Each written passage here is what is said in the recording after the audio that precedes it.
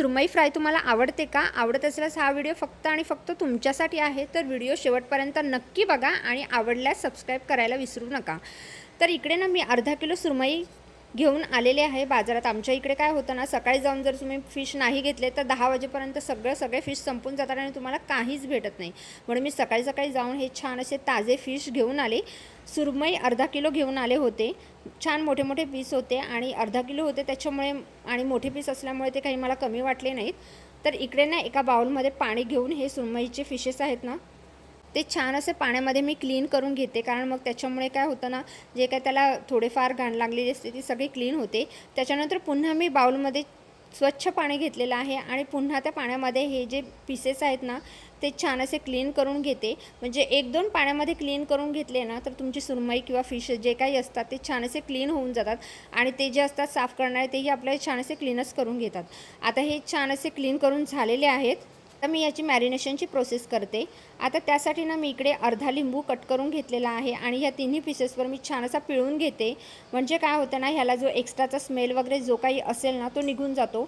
मग ह्या फिशच्या दोन्ही साईडून, मागून आणि पुढून दोन्ही साईडला मी हा लिंबू व्यवस्थित असा लावून घेणार आहे। तुम्हाला जर तुमच्याकडे जर चिंच असेल तर चिंचेचा कोळ वगैरे असं तुम्ही लावू शकता, जेणेकरून काय होतं ना, एक्स्ट्राचा जो स्मेल असतो ना तो सगळा निघून जातो आणि फ्राय करताना आपल्याला कोणताही वेगळा असा स्मेल येत नाही। तर लिंबू लावून घेतलेला आहे आणि मी ते तिन्ही फिशची डिश आहे ती बाजूला ठेवलेली आहे। आता मी इकडे एका बाउलमध्ये 2 चमचे लाल तिखट, अर्धा चमचा हळद, हे जे वाटण असतं ना आलं, लसूण, खोबरं, मिरचीचं, जे माझ्याकडे नेहमी रेडी असतं, तुमच्याकडे नसेल तर तुम्ही रेडी करू शकता, ते 1 चमचा आणि थोडंसं मीठ असं हे जे मिश्रण आहे ते एकत्र केलेलं आहे आणि त्याच्यात थोडंसं 2 थेंब पाणी मी फक्त घालते आणि ते पुन्हा एकजीव करून घेते, जेणेकरून फिशला लावण्यासाठी जो मसाला असतो ना तो आपला रेडी होतो। आता परत इकडे मी हे सुरमईचे पीसेस घेतलेले आहेत आणि ह्या पीसेसना मी हा मसाला पुन्हा व्यवस्थित असा मागून आणि पुढून सगळ्या पीसेसना व्यवस्थित लावून घेणार आहे। मॅरिनेशनसाठी ही प्रोसेस सुरमईच्या पीससाठी तरी मी अशीच करते आणि ती खूप महत्त्वाची आहे, त्याच्याने तुमचे फिश खूप जास्त टेस्टी होतात। तर अशा प्रकारे मी हा जो मसाला आहे ना तो दोन्ही साईडने व्यवस्थित असं लावून घेणार आहे। तिन्ही पीसना मी असा मसाला व्यवस्थित लावून घेते।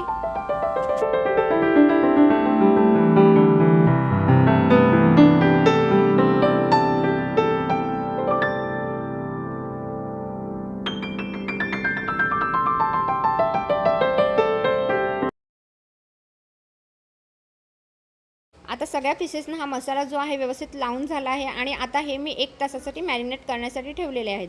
आता 1 तास झाल्यानंतर तुम्ही बघू शकता छान असे फिश माझे मॅरिनेट झालेले आहेत। आता हे बाउल मी बाजूला काढून ठेवते। मी इकडे एका डिशमध्ये आहे ना 2 चमचे तांदळाचं पीठ, 2 चमचे बेसन, थोडंसं मी लाल तिखट घातलेलं आहे, कारण ऑलरेडी मसाल्यामध्ये लाल तिखट बाकी सगळे मसाले होते।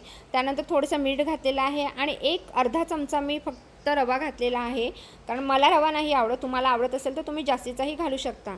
त्यानंतर हे मिश्रण सगळं मी व्यवस्थित एकजीव करून घेणार आहे। कुठेच गुठळ्या वगैरे राहायला नको, सगळं मिश्रण हे एकजीवच झालं पाहिजे। आता हे सगळं माझं एकजीव करून झालेलं आहे।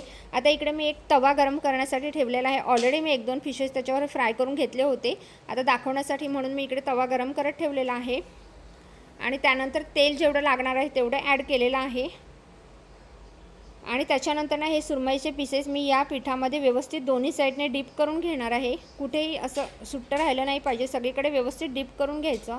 व्यवस्थित सगळीकडे पीठ सगळ्या फिशला व्यवस्थित पीसला व्यवस्थित लागलं पाहिजे आणि त्याच्यानंतर अलगदपणे हा पीस आपल्याला गरम झालेल्या तेलामध्ये सोडायचा आहे आणि त्यानंतर ना म्हणजे दोन्ही साईडने आपल्याला चांगला गोल्डन होईपर्यंत व्यवस्थित फ्राय करून घ्यायचा आहे। आता बघू शकता एका साईडला छान असा फिश माझा फ्राय झालेला आहे आणि कलरही खूप सुंदर आलेला आहे, चांगला गोल्डन कलर येईपर्यंत फ्राय करायचा आहे।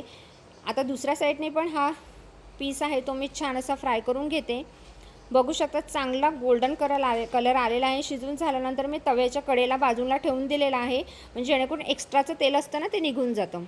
अशाच प्रकारे मी दुसरा पीसही मी त्या पिठामध्ये व्यवस्थित घोळवून घेतलेला आहे आणि तोही मी व्यवस्थित दोन्ही साईडने गोल्डन ब्राउन होईपर्यंत परतून घेते। खूप छान टेस्टी रेसिपी आहे, तुम्ही नक्की ट्राय करा।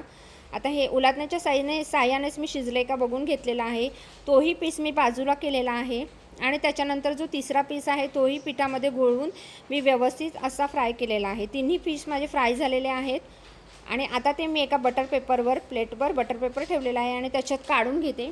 बघू शकता किती सुंदर असा कलर आलेला आहे आणि खूप छान टेस्टी रेसिपी होती ही. तुम्ही हे घरी नक्की ट्राय करा आणि मला कमेंटमध्ये नक्की कळवा. चला तर भेटूया नेक्स्ट व्लॉगमध्ये. टिल देन लाईक करा, शेअर करा, सबस्क्राईब करा.